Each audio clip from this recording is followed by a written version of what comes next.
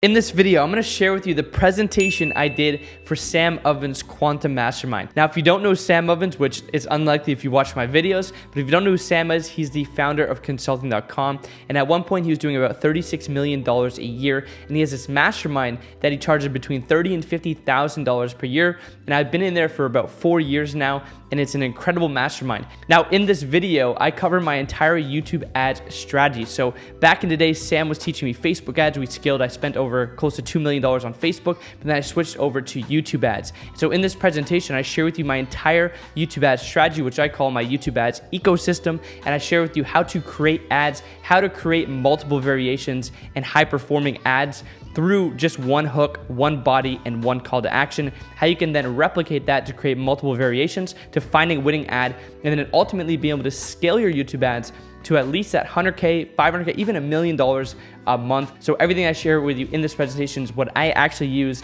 today in my business. And so hopefully you find massive value in this video. And if you like this video, click the like button, hit subscribe if you want to see more content like this. Now, without further ado, let's dive in. Find a winning ad, right? I'd say about 80-90% of YouTube ads is the ad itself. All the back-end stuff is pretty simple. And you want to have variation, right? All these ad platforms work off variation. So how I structure similar to the way Ryan was showing, where you have the hook, right? The body, and the CTA. And you want to look at them in like blocks, right?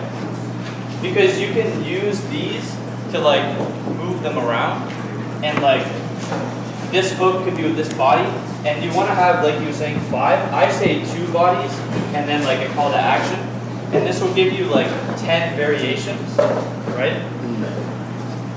Because you're trying to find a winning ad. And you have like LinkedIn marketing is like very broad, right? Then you have a video like how to use LinkedIn Sales Navigator is more specific. So you want to have like your keywords testing broad ones because it's going to show across more, and then you want to have specific because it's going to be that specific ideal client that is looking at those videos. So you have like broad, you have specific, then you have like competitors, right? And then you have like, also what works well is once you start getting data in your account, placements, right? So I would start with these ones. These are the best ones. And you want to like mix them up. So once you have your 10 variations and about 10 to 30 like audiences, you have them in like a spreadsheet, you're going to start to test, depending on your budget, obviously. So I recommend not starting with anything less than like $200 a day. Minimum, and because you can test basically 5 keywords with 2 ads, right? So this will give you 10 variations at say $20 a day, right? So $200 a day minimum. Obviously, you can do more, and because you'll get leads for about 20 to like $40 in B2B. That's what we spend. We pay like $30 a lead. So what this will allow you to do is, I'll show you this. So you guys understand this. Yeah. So essentially, what you're going to do is you're going to have your campaigns with one ad, one keyword, in one campaign. This works the best. Like I've tried the other way, it works good, but do this. I recommend it. And you're gonna have 10 campaigns, right? So you have 10 campaigns, and so you have like all your campaigns here in the back end, right? So you have like all the way down to 10. And one of the things that you want to do is we're trying to find the ad and the audience combination, right? So similar to Facebook, when you guys run Facebook ads, similar thing, but you're treating campaigns as ad sets instead of, in Google you treat campaigns as ad sets, and you're trying to find the winning ad that works with the winning keyword, right? And once you find, and really you'll know which one, because your CTR is going to be the first telltale sign. So like 1 to 3% is really good. And once you find this, you're going to have your pool of audiences, right, over here. And you're really testing first like the ad, because the CTR is going to be reflective of the ad, right? Is it getting clicks? Are people opting in, etc.? And then once you have those, you're just going to go through and leave it for about 7 days. So don't touch it for 7 days. And then that's kind of the frameworks we look at. So like time frame is different than Facebook. Facebook is like 4 days. This is 7 days, 7 to 10 days. And then, yeah, one of the things you're looking for though is like, is it getting leads? So CTR, then leads, then book calls, right? And what you're going to go through is once it's getting book calls, the ones that are high cost per lead or like not getting any leads, you're just going to turn them off, right? And then these ones are going to increase the budget. So you're going to start them at like 1 times cost per lead and then double it. So now it's like $20 a day, $40 a day, and then you can keep scaling it up like that so that the algorithm has more to optimize the leads, right? Because the more opt-ins, it's going to show your ad to more people. So you want to do that, and then you're going to grab one of these and you're going to test this. The first thing is you're going to test new keyword with winning ad, right? And then that's how you can scale it. So then you're going to put another campaign, same thing, keyword campaigns, and you're just going to put a new campaign in here with a winning ad with a new keyword. Then you can test like another one of these ad variations over time, right? Because you have 10, you've only tested 2. You can then, once you have winning keywords that work consistently, take this winning audience and test it with one of these, right? So like your next best one. And then you just keep doing this through all your variations. Because you have, think about how many variations you have with this model. Like 300 campaigns you can run, right? So you have a lot of like variations you can do. And then what you'll notice is you'll notice some things are working well. You can create new hooks, right? Like Brian was telling you, like with the where ads showed. And then you can like create new campaigns, new audiences from those. And then you can create custom audiences, and that could be like one of these ones, right? One of these audiences. But this is like the model that I found works really well, and it gives you a lot of variation. And yeah, that's really what I found to work really well. So you test this at least at the beginning. Again, you can test bigger, obviously budgets, but I wouldn't start with anything less than like $200 a day, and then scale it up from there. And yeah, you're just going to constantly do this cycle, and this will give you endless amount of testing. And then you can also do what Brian said, where what I do now is I look at where my ads showed up, and then I find, like, say for example, Jordan's channel. I take his and I put Jordan Platten, and I put him into a keyword campaign, and then I target him. And then you have like infinite amount of audiences that you can test with your winning ad. Yeah. So it works. You wait till it's not time to him. Target you, but your audience doesn't work. But yeah, you just do this over and over again. You start getting like so many audiences that you can test. You have an infinite amount, and then you can do what Brian was talking about, where say the hook or the headline that your ad is showed up on, you can then go test that as a hook to that keyword and its relevance. You're getting a good CTR and everything like that. So that's what I found to work well. Also, another thing which, since we pay a little bit more in B2B space, we also have appointment setters that call all the opt-ins. So that works really well. So, but does this make sense so far? Yeah, the audience to like phone numbers on their own. Yeah. So your big thing is basically once you find a winning ad, you just test it on a bunch of different audiences. Well, you have these defined, and like you'll learn more about this when you run more ads, right? So you'll do like what Brian was talking about, with like coming up with them. But I like to start with like 10 to 30 that I was like, hey, these are really good ones, right? Good ads. Competitors, broad and specific ones, right? And then you have these variations, and like you'll know like the hook is the most important piece, right? 90% of YouTube ads is the ad. 90% of the ad is like the first 10, like 35 seconds, right? And again, when creating ads, what I found is like having a transition right at the 5-second mark and like a sound effect, like a bell or like swoosh or something like that. It just like captivates them back in. And the editing is really important. So like having things on the screen, the music, that's what creates good ads. And then yeah, doing this process, and if you find like a hook or you think of a hook that you think would work well, you can just tap it onto the body, right? Because you have the body that's like a block that you can just like throw another ad out there and then have the same body if it's already worked, right? And this is what I found to work really effective. And then for the actual funnel, this is what I actually learned from O's, was that you want to look at it like an ecosystem, right? You don't want to look at, because YouTube has a lot of components in it, right?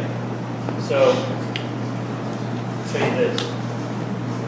Does this make sense? How you can scale campaigns? Yeah. Okay, it's literally just like, What do you define as winning ad? winning ad is one that, at the beginning, it's going to be like 1 to 2% CTR, and then one that has cost per lead within KPI. And KPI is like 15 to 40 bucks. Then what about latency? So like if you look at scale, you need like what about sales? But because an asset might convert, a latency might go down to So we look at just what we call it, like what's the cost per strategy called, right? And if it's good, we'll just keep spending money on it. And I look at the aggregate. This is something I learned from Sam. I don't look at too much like people use Hyros. I don't even really use Hyros. We're looking at a tracking solution now, but I just look at it. Are we spending money? How much are we making? Because epiphany I had was that the goal of ads is to acquire clients at a profit. And so that's the whole goal. So if you spend 10K, you make 20K, spend more money on ads, right? So I just look at it from that perspective rather than like the individual campaigns that are making money. And you're paying how much for a call? Between like 200 and 400. But I'll show you what I do with the setters because we get way more book calls from that. Yeah? What is the budget for scale? What is the budget? When you scale? So I wouldn't spend more than like 300 a campaign. That's what I found to be like the max before you get diminishing returns. Do you duplicate or you change the budget? So there's two ways that you can scale that I learned from Sam. There's like the horizontal scale, right? And then you have the vertical scale. With Google though, vertically scaling them, so this is like spending more money, and this is like distributing the ad spend across other campaigns, right?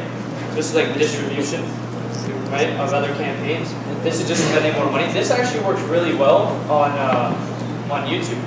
So if it's working, spend double, like whatever your cost per lead is, just increase it whatever your cost per lead is. So like if it's working, spend between 2 to 15 times cost per lead. Just don't go above the $300 a day budget per campaign. So if it's like you're getting leads for 20 bucks, increase it to like 40 or 60 or 80 because you want to get more leads. So you mentioned that you're going to see your ads show. Right? Yeah. What's the particular metric that you look at? Because I can see Conversions, but yeah. it doesn't say the action that the person took on the website. I would just sort by conversions. You can, if you can filter by, I don't think you can filter by like which action, but just filter by conversions. Just overall. Like, Just overall conversions, yeah. Okay. And then do it, you can even do it last 30 days. Yeah. And then you can see, if you click on the top bar, you can see it selects all of them, and click on details, and you can see specific videos that show up. And then sort by conversions. Awesome. Thank you. Mitch, real quick question. With respect to collecting numbers, Yeah. landing page, what's your target KPI for landing page conversion, collecting phone numbers and emails? Yeah, so I'll explain it here. So I'll show you the funnel essentially. It's a little bit modified, but you have like YouTube ad, right? We have landing page, we have VSL, and then we have like call, let's just say Calendly. like calendar/application page, right? And then for here, what we do here is there's kind of like two branches that they go to. So they go to like active campaign for the automations. And then we also have, so I have my actual closers do this now. I used to have appointment setters do it. They do it as well. But the basically they set their own appointments. So when there's no shows and stuff, they'll get the hot leads that come in today, right? So like when there's no shows, they're calling them. And then like after like 3 days, they go to the setters. So the closers get the fresh leads, and the setters get the like older ones. But anyways, we have appointment setters here, right? And we collect the phone number on the opt-in. And one little trick I did to this, because before I used to get like 30% opt-in rate on my landing page when I was giving away a PDF, right, like workbook. So like in exchange, I would give them a workbook. So I implemented this here. I'm like, if you give me your phone number as well, I'll give you this workbook sent to your email. So that actually like increased the actual landing page conversion rate when I added the phone number. So I thought it was going to drop. So I kind of like threw that in there, and it actually increased it and gave me their phone number. And then we zap it into close, and then the setters call them, which is pretty interesting. And then for appointment setters, That's not optional anymore. The phone number is required. required, yeah. And then it goes to the closer, obviously, right? Sales team. This all goes here. And then one thing that I learned from O's is also having like, I'll show you like this. Because you can run in-stream, in-feed ads, like in-stream. But you also can use search and Google Display, right? So I'll just like this. So essentially you have, this is the main funnel, right? This will increase the amount of bookings that you get, right? So our base sale converts at like 10%, but we book about 3 to 5 calls additional, like a day, through this. About 10 plus a week is our minimum KPI, but they'll book a lot from this. This is where they book most of their calls from, is the setters. It's from the inbound phone leads. It works well. And then for retargeting, you have like email lists, right? You also have retargeting on like Google Display Network, GDN. So this is like inside of Google, you can run display. And then you can also do search. So O's talked about this. This works actually really well. This gets like $50 strategy sessions for retargeting. It's like really good. So anybody that searches your name, your company name, scam, company name, reviews, you drive them into your calendar. And what I did here is just duplicate your VSL page and just put a fuck ton of case studies below it and drive them there. That works really well. So I've duplicated my VSL page and I do a /demo, and then it's just a separate page that I drive them here, and it goes to the calendar. That works well. Yeah, and then this goes here. Hey Mitch, is there a pause in between when someone opts in until when the setter can actually contact them? Because what if they're going through the funnel, they're about to book anyways? What is it, like 30 minutes? Something like that. It's like 30 minutes for Yeah. it to go to a closer and then 3 days for it to go to a seller. How long is your VSL? 40 minutes. But what happened was, it actually works well. I would honestly probably remove it, because the setter would call them while they're watching the video, right? And he's like, oh, I'm watching the video right now, and then they would just book them right into a call. And then they'd watch the video after they booked the call. Got it. So, yeah, I don't think it really matters. I think the faster they call them, I think the better. And then you can also run what's called in-feed. So does everybody have like a pretty decent sized YouTube channel?